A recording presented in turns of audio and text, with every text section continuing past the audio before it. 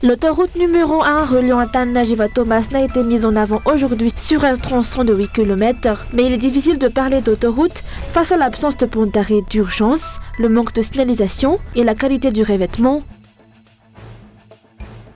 Pour les politiciens, le discours d'Anjadzuel au sommet de la SADC est déconnecté de la réalité, rappelant que 80% des Malgaches vivent dans la pauvreté malgré les promesses du nouveau président de la SADC sur l'autosuffisance alimentaire et le développement énergétique de la région. De l'actualité internationale, dans la bande de Gaza, les bombardements israéliens se multiplient et face au flot de victimes, les cimetières débordent. Les familles sont dans l'impossibilité d'enterrer dignement leurs défunts.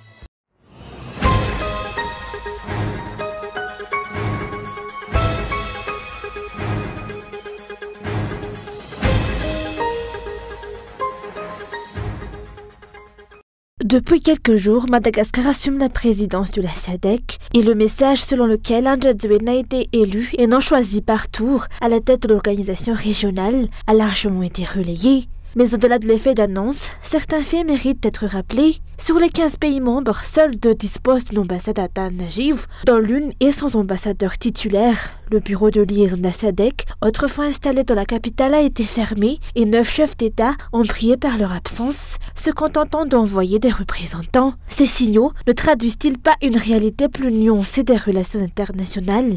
Aujourd'hui, certains chefs d'État invités ont été conduits au PK0 de l'autoroute numéro 1 reliant Tanna-Jiva-Thomas pour une visite sur un tronçon de 8 km. Mais s'agissait-il d'une inauguration officielle ou simplement d'une démonstration destinée à séduire d'éventuels bailleurs ? Car sur place, difficile de parler d'autoroute face à l'absence de pont d'arrêt d'urgence, le manque total de panneaux de signalisation, les traversées anarchiques de piétons et d'animaux, sans oublier la qualité du revêtement qui interroge. Autant de lacunes qui posent question sur la véritable avancée du projet. Cette mise en scène contraste fortement avec l'état délabré des routes nationales stratégiques comme la RN7, la RN2 ou la RN4, censées être en cours de réhabilitation, mais toujours impraticables par endroits. Dans ce secteur, les marchés publics seraient accaparés par un cercle restreint. De nombreuses plaintes évoquent la mainmise d'une figure bien connue, Claudine Razemamundi, toujours influente au ministère des Travaux publics, utilisant divers prête-noms. Selon plusieurs témoignages, elle continuerait de distribuer des enveloppes à des députés et fonctionnaires, malgré les scandales qui ont déjà entaché son nom depuis l'ère HVM.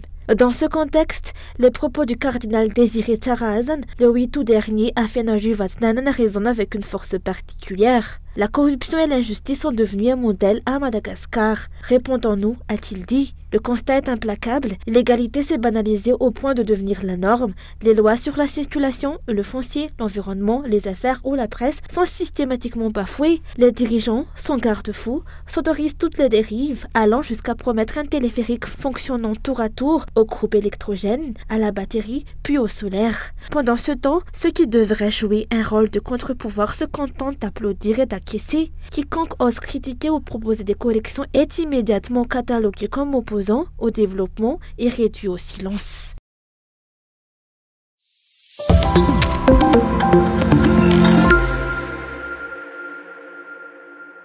Le discours prononcé hier par Anjadzuel lors du sommet de la SADC est loin de refléter la réalité vécue par la population malgache. Selon le secrétaire général du parti HVM, ses propos affirmant qu'un bon président peut nourrir son peuple sentent comme une insulte et un mépris, alors que 80% des malgaches vivent dans la pauvreté. Anjadzuel ne cesse de vanter l'atteinte de l'autosuffisance alimentaire, mais la situation actuelle montre l'inverse. Les importations de riz ont triplé. Même constat pour le secteur de l'énergie. Il a promis à la SADC d'accélérer et d'étendre l'utilisation des énergies renouvelables, alors que son propre pays subit encore quotidiennement des coupures d'électricité et d'eau. Sa nomination à la tête de la SADC ne changera rien pour le développement national. Cela restera un simple titre tant que la gouvernance inefficace perdure.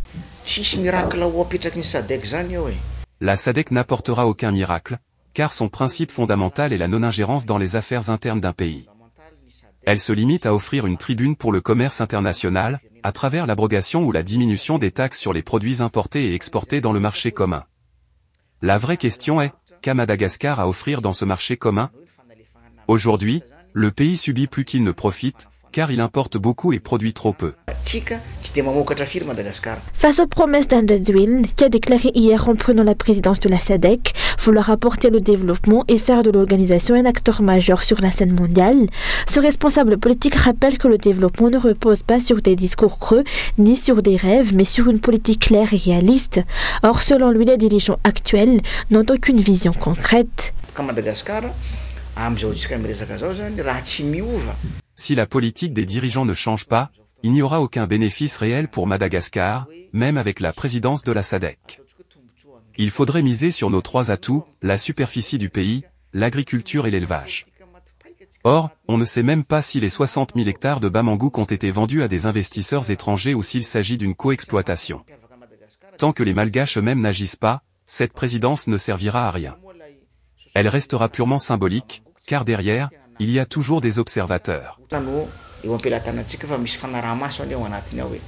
Le sommet de la SADC s'est achevé. La population attend désormais des retombées concrètes de l'application des décisions annoncées.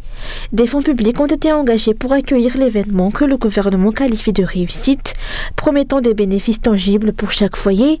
Mais il reste difficile de croire que ces promesses se réaliseront et que ce sommet ne restera pas comme celui de la Sioui, une simple réunion de haut niveau suivie d'une fête sans impact mesurable sur la vie des Malgaches.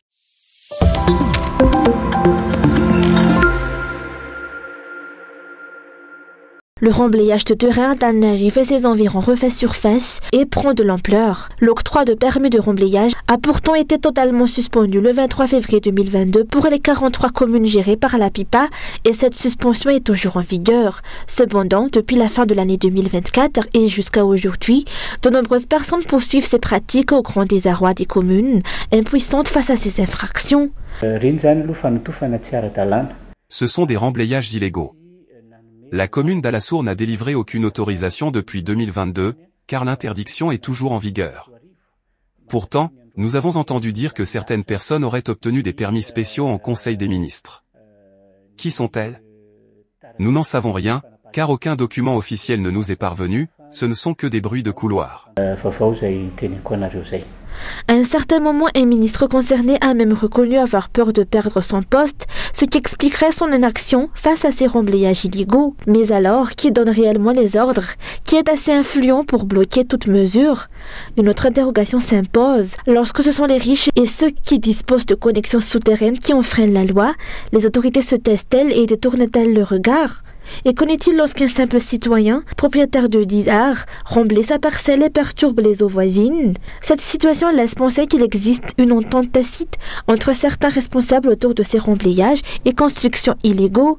L'application de la loi et la sensibilisation doivent être renforcées et une distinction claire doit être faite entre aménagement du territoire et propriété foncière.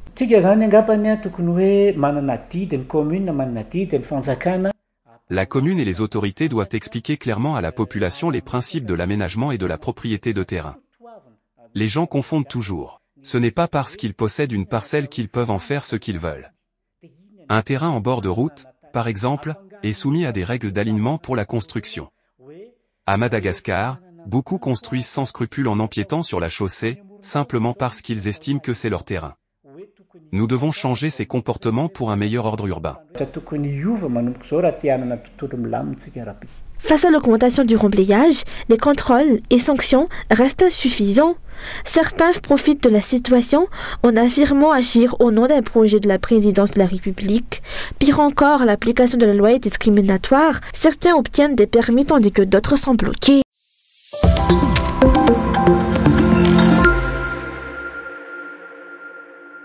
En plus de l'augmentation des taxes, la majorité des petits entrepreneurs qui dépendent de l'électricité de la Jirama pour exercer leur activité doivent affronter un autre problème majeur, qui est les coupures de courant prolongées de plus en plus fréquentes. Résultat, les travaux prennent du retard, les clients se plaignent et les revenus diminuent selon les entrepreneurs du secteur de la confection interrogés. Nous devons arrêter tout travail nécessitant des machines dès que l'électricité est coupée. Cela a un impact direct sur la clientèle. Nous sommes obligés de prolonger les délais de livraison, en fonction des coupures, et donc d'accumuler du retard. Les revenus en pâtissent. Les salaires horaires des employés restent les mêmes, mais plus les coupures s'allongent, plus leur temps de travail augmente, ce qui accroît les charges salariales. Une véritable perte pour l'entreprise. Et malgré tout, les factures de la Jirama arrivent chaque mois, parfois même en hausse.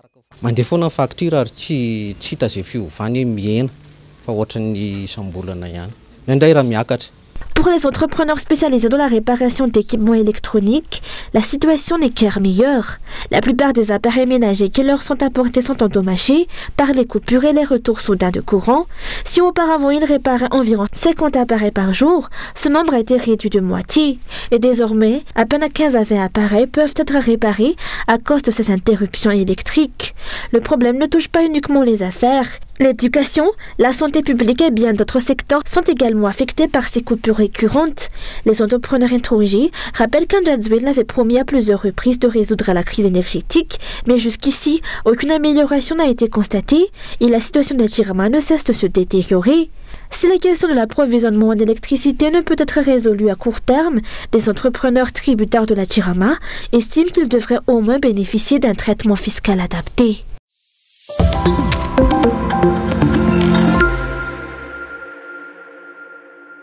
Le collectif des producteurs de sel de la province de Touliage a été mis en place samedi dernier. Ils se sont unis pour aborder la question de la vente iode. Ils appellent à un dialogue avec les autorités gouvernementales et leurs partenaires afin de clarifier les responsabilités de chacun. Ils réaffirment qu'ils soutiennent le programme d'iodation du sel, conforme à la loi, mais soulignent que le coût de l'iode qu'ils sont contraints d'acheter est trop lourd à supporter. L'objet de notre réunion concerne l'iodation du sel, qui nous pose de nombreux problèmes. En réalité, nous ne devrions pas en supporter seul le coût. C'est pourquoi nous appelons les autorités à une table ronde pour discuter de la responsabilité de chacun. Nous n'avons pas les moyens d'acheter l'iodate de potassium nécessaire à cette iodation, pourtant on nous y oblige. Nous demandons donc aux autorités et aux partenaires techniques de se mettre autour de la table pour trouver ensemble une solution et faciliter la mise en œuvre du programme national d'iodation. C'est un programme que nous soutenons, mais il faut une vraie discussion. Les producteurs de sel ont insisté sur le fait qu'ils n'acceptent pas de devoir acheter l'iode, alors qu'ils rencontrent déjà de grandes difficultés pour réhabiliter leurs barrages. Nous n'avons pas les moyens. La période propice aux travaux de réparation des barrages approche. Soit vous nous donnez le matériel nécessaire ou l'iode gratuitement, soit vous laissez d'autres s'en occuper. Beaucoup d'entre nous n'ont même pas encore achevé la réhabilitation des barrages. Ne nous imposez pas l'achat de cette iode. Tant qu'il n'est pas gratuit, n'en parlez pas. En conséquence, les producteurs de sel attendent que les autorités se penchent rapidement sur ce problème lié à la fonte de l'iode.